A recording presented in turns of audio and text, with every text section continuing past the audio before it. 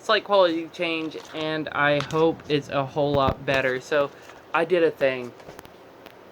I bought Dungeons & Dragons film, and this is my second shooting of this video, which is the second video coming out today. Yeah, it wasn't great. Okay, so for those who haven't seen this, there will be spoils in this. So, I suggest before watching this video to watch both Dungeons & Dragons and Dungeons & Dragons Wrath of the Dragon God, because I will be explaining this, but I'll be trying to keep it as subtle as possible due to the fact that I have other places to be here in a few minutes. Anyway, so in the first one, which is made by New Line Cinema, which is one of the worst cinema companies out there, they ruined Maze Runner for me, and for those who watched Maze Runner and liked it, I'm sorry. For those who hated it, yeah, you and I are in the same boat. Hopefully it doesn't restart. Okay, good. Okay. Anyway. Yeah. First of all, this is a double disc feature that I bought at work.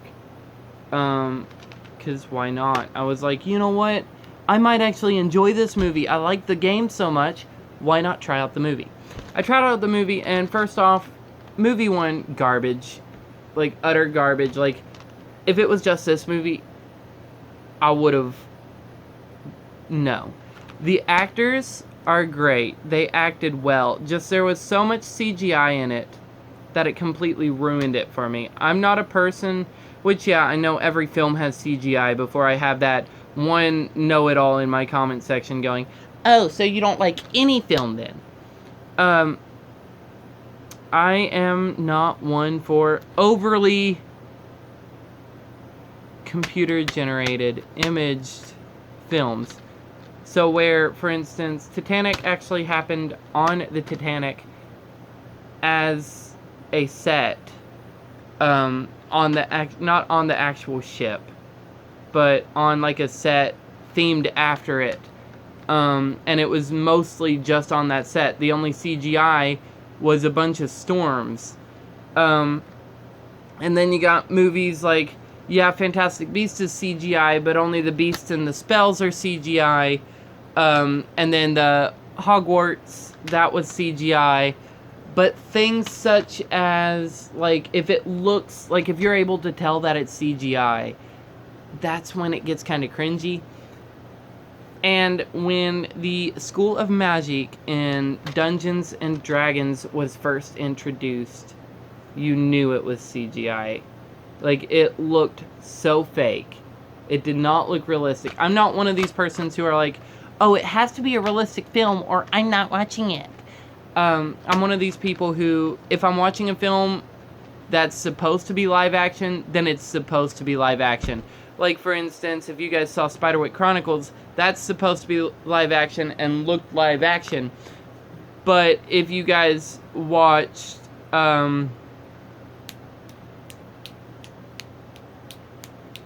this other film that completely lost my mind, it looks CGI.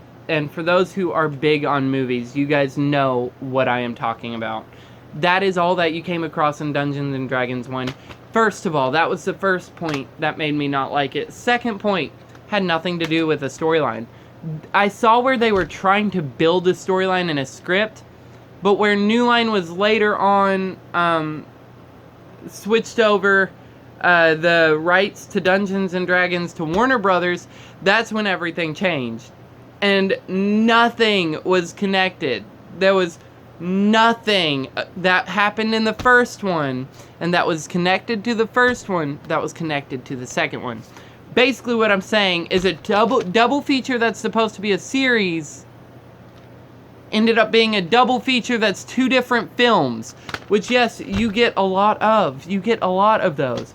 But things like Fantastic Beasts and Where to Find Them, I got their double feature, and that is a connected storyline. That actually makes sense. But Warner Brothers bought out Dungeons & Dragons after the first film because they saw potential. But they did not stick with the original background. This one, in the first one, we're talking about the first one here, the main characters are looking for a dragon eye and two staffs. technically one staff. One staff is supposed to oppose the royalty, but if used correctly, is supposed to assist royalty in the very end. Yeah, the follower dies. The follower is this guy. Hideous as fuck. That is the villain of the first one. That's the villain's follower. Villain's follower dies in the end, gets stabbed, gets sent to their version of hell, which is just everlasting pain. So really, I guess it has morals. I mean, if you get stabbed twice, you get depression. Because that's what movie 2 emphasized, was life eternal sadness. And instead of him burning, like hell persists in the Bible, it's just him being depressed and emotional. So he didn't really die, he just got depressed. That's a whole big old mood. Anyway. But in Wrath of the Dragon God, they are looking for an orb that summons the moon dragon, and you get one wish. I don't know. I really don't. But the dragon god then sits there and attempts to destroy the whole entire world. But in doing so, yeah. Bad guy turned good. Bad guy save. I don't know. Just a bunch of stuff. Like, this whole entire film, I don't get. Like, I understand this, and not that many people do. Because in the first one, he writes a book. In the second one, he's not working on the book. He's actually trying to save New York. Yeah, I don't know about Dungeons & Dragons 3. Come to think about it, I might not order it. I might order it to review it, but if it's as garbage as these two, I'm gonna cry. You guys are just gonna see a straight 10-minute video of nothing but me crying. I would literally rather watch the TV show of How to Train Your Dragons, which I hate the TV show, than watch this ever again.